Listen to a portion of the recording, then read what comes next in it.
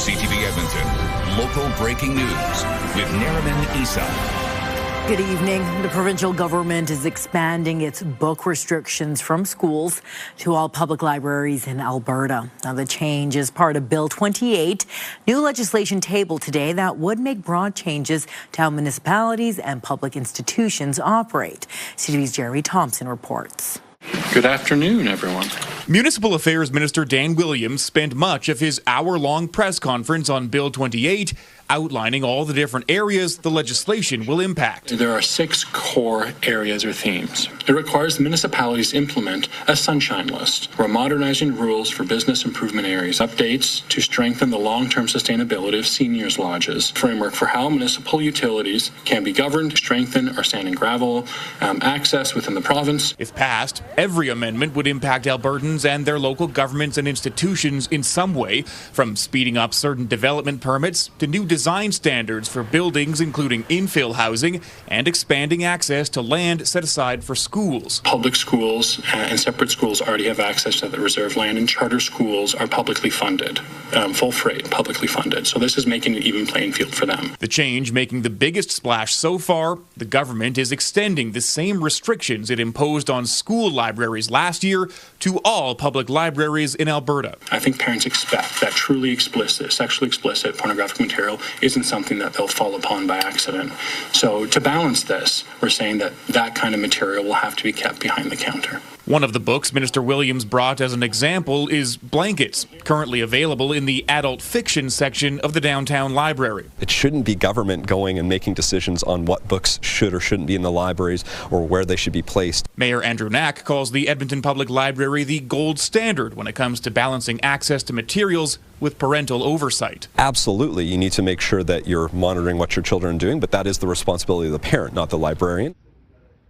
Now, you reached out to the group representing more than 300 public libraries in Alberta. It says it's been consulted by the province on book restrictions before, but not for these new changes. It also provided polling data that suggests most Albertans trust librarians' judgment.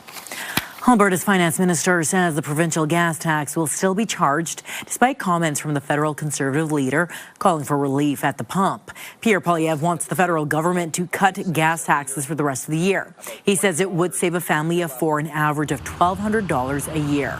Alberta Finance Minister Nate Horner says legislation only allows the province to remove those taxes at the start of a financial quarter. He says the next opportunity to do so will be July. He thinks the Fed should take a page out of Alberta's playbook, legislating some kind of tax relief during times of high oil prices.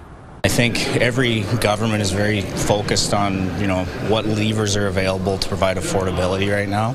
I think Alberta is fortunate that we've taken the position to legislate our fuel tax relief. I think they should look for something that's, long-term as opposed to these ad hoc reactionary changes that everyone's looking for. Horner says current oil prices mean the province's financial situation is doing a bit better than forecasted.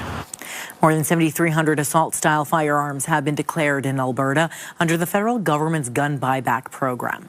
That puts Alberta 4th on the list, behind Ontario, BC, and Quebec.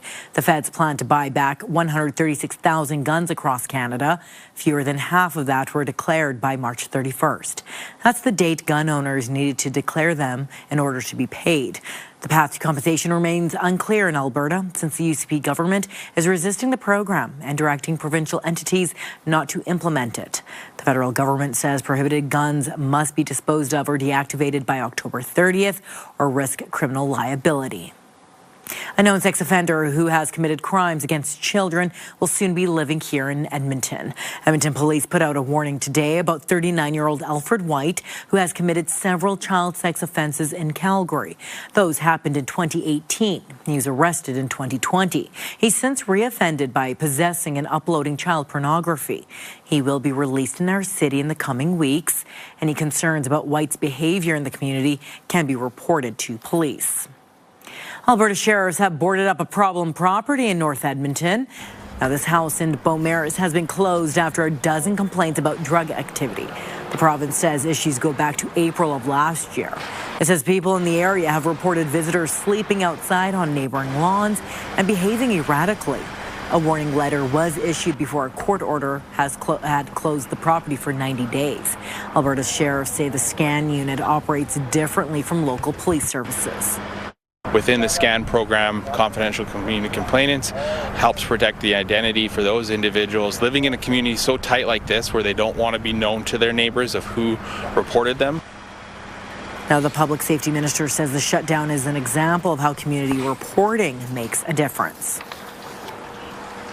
Hundreds of people north of Edmonton felt an earthquake last night, leaving many shook and confused. CTV's Miriam Valdez-Carletti spoke to some who felt it and explains what could have caused it.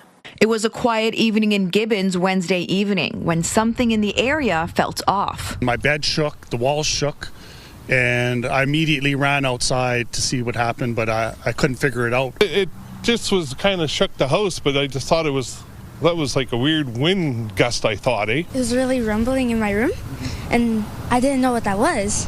And I thought it was just some people walking, like really loudly. Turns out it was a 4.5 magnitude earthquake. It was recorded in this area, 42 kilometers northeast of Morinville, just before 5:30 p.m. A seismologist I spoke to says earthquakes aren't common in Alberta or this area. In the last 40 years, there have been 6 earthquakes within 50 kilometers of the one that happened here. Those were all really small, magnitude 3s, 2 or 3s. So it's an unusual location for earthquakes. Typically, it's very quiet in the prairies. Seismologist John Cassidy says more than 500 people reported to Natural Resources Canada that they felt the quake.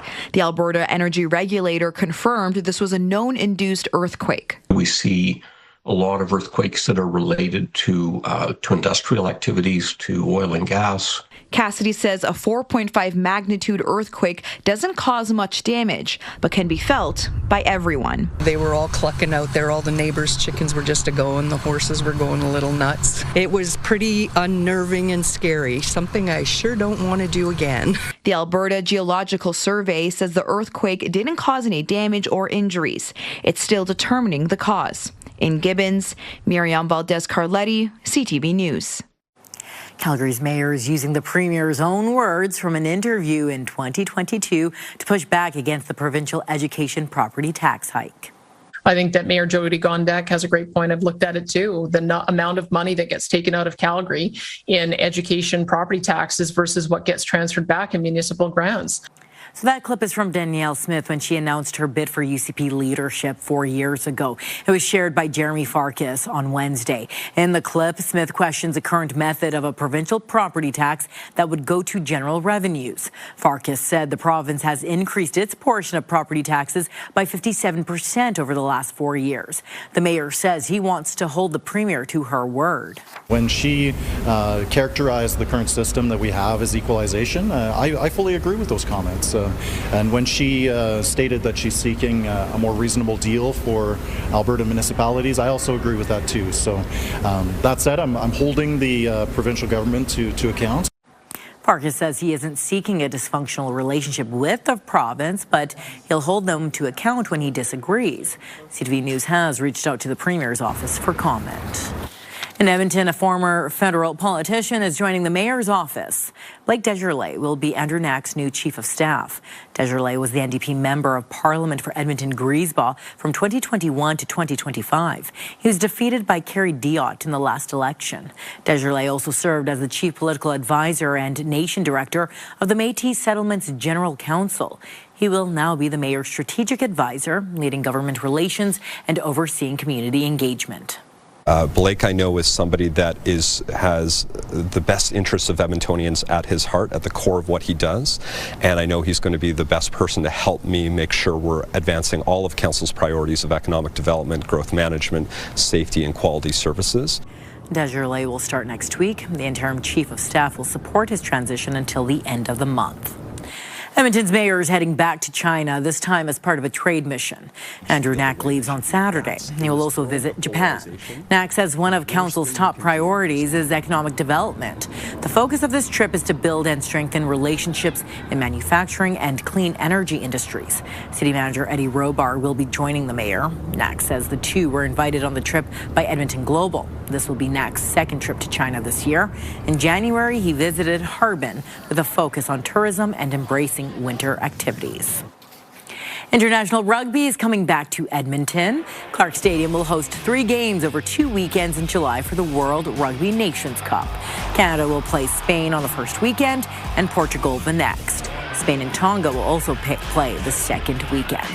The city expects the series and the training camp will bring more than $7 million in economic activity to Edmonton.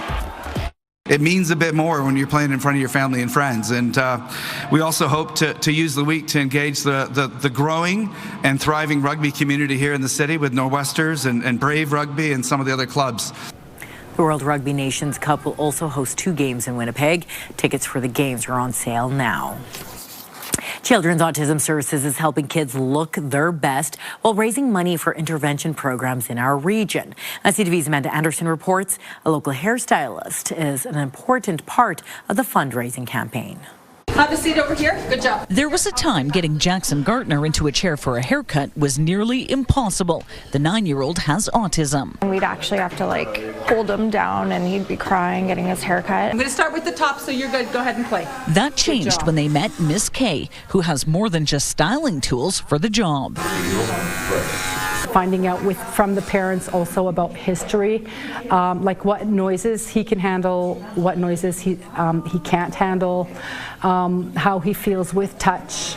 Going over that makes a big difference, and just building trust. It's why Children's Autism Services partners with Beaner's Cuts for Kids in the Edmonton region for its annual fundraiser. About 10 to 12 of their haircut clients per week are on the spectrum. So they, at all of the locations, have a great deal of expertise in supporting some of the sensory needs or accommodations that some of our kiddos need. All money raised in April during Autism Awareness and Acceptance Month will help support programs including early intervention. There are many children who are only getting professional services or contact with professionals once they hit the school system, but the research is very clear that early intervention provides the best outcomes.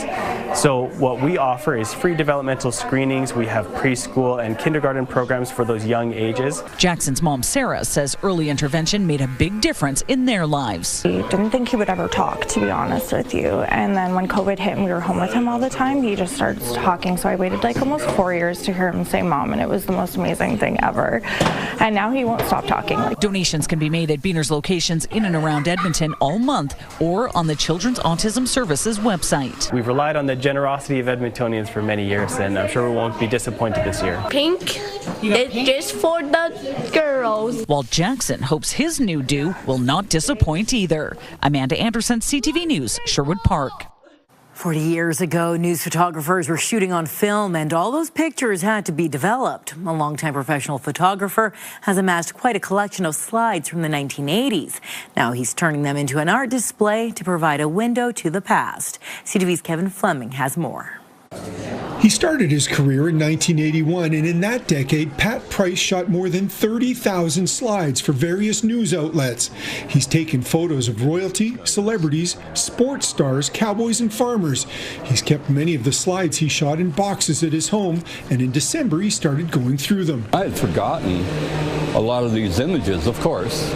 And the funny thing about when you do this a long time, and I'm sure any photographer can relate to this, you might forget what you shot 20 years ago, but as soon as you see that image, you know it's yours. Price spent a month editing 1,200 slides and began mounting them onto the glass of old window frames. The beauty about doing this is the visual effect is really cool, but when people start looking at some of the people that are in the slides, and then they kind of go, oh, look, there's Gorbachev, or there's Bob Dylan, or there's Alice Cooper. Price is working at a community art center in Cochrane.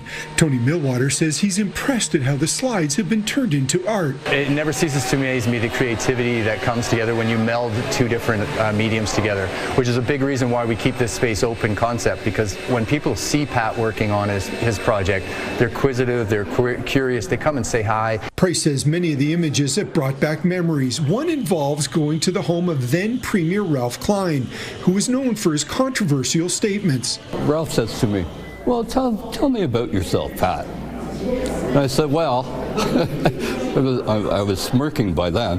I said, I'm one of those bums and creeps that came from Ontario. Colleen looked at Ralph, and all of a sudden Ralph burst out laughing, and I burst out, Colleen burst out laughing. The finished window frames are like taking a trip back in time, and Price plans to make many more with his collection of slides. Kevin Fleming, CTV News, Cochrane. Still had disagreements on housing agreements between the province and the feds. We don't need the federal government to come tell communities that have the best housing building on how to do their bylaws. Good evening, folks. 1 for a daytime high today, but we should be back to a handful of degrees above zero tomorrow.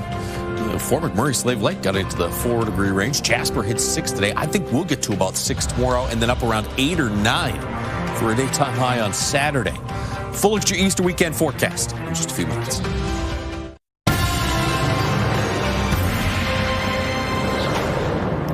The province says it will hold off on future housing agreements with Ottawa unless the feds can be more flexible with its rules.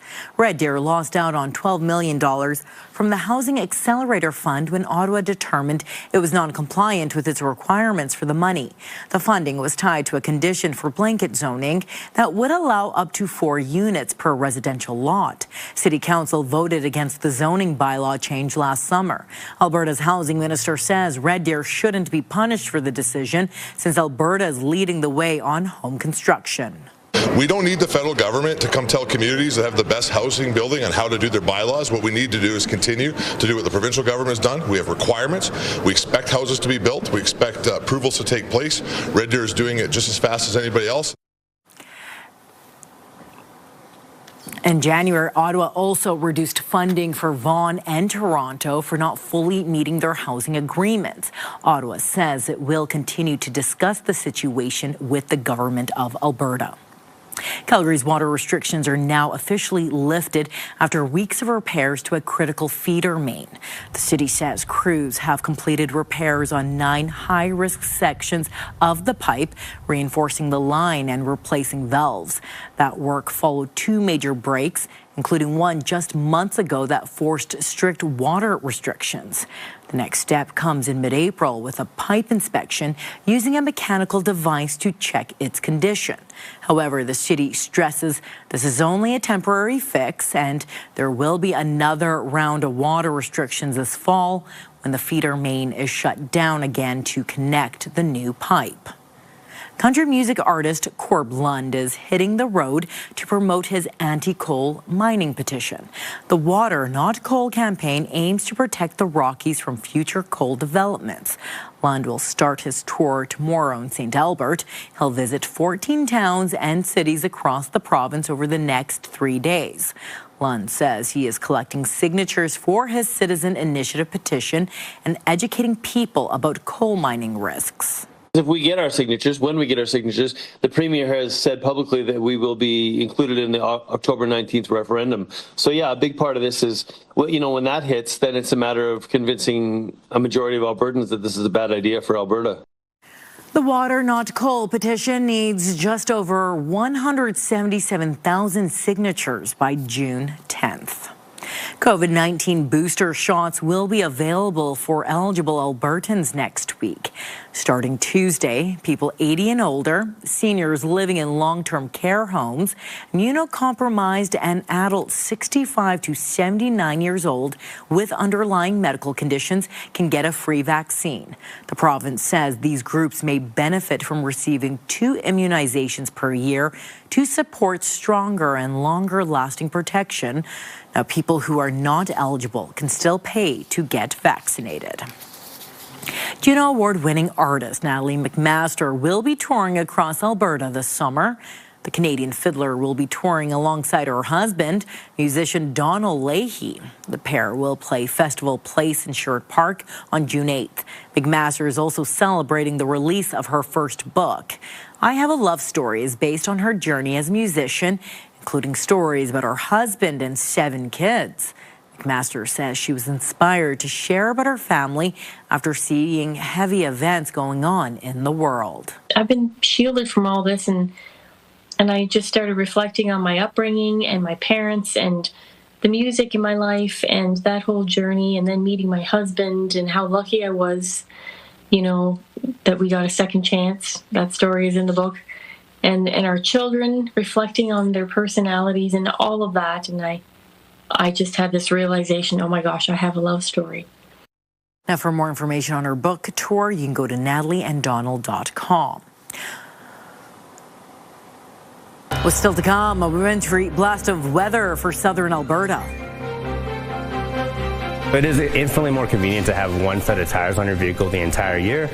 Completely understandable, but accidents are very expensive.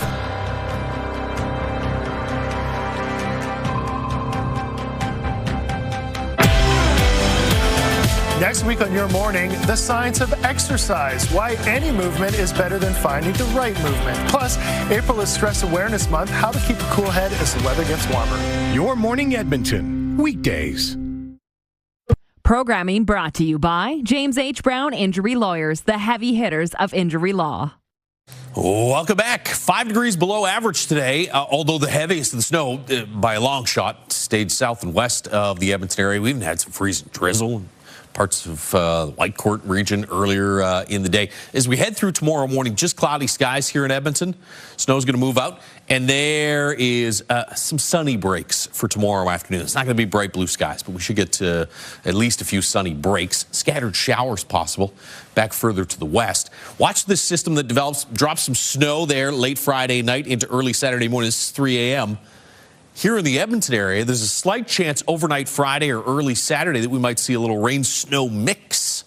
You get some snow, maybe a couple centimeters worth through Saturday morning for the Fort McMurray area. And behind that system, we'll start to see some cooler air drop in for Sunday. Not cold, but after being up around 8 or 9 on Saturday, we'll be around 4 or 5 for a high on Sunday. -2, Fort McMurray tomorrow morning should be in the -3 to -5 range from Edmonton south towards Red Deer, about -6 in Grand Prairie.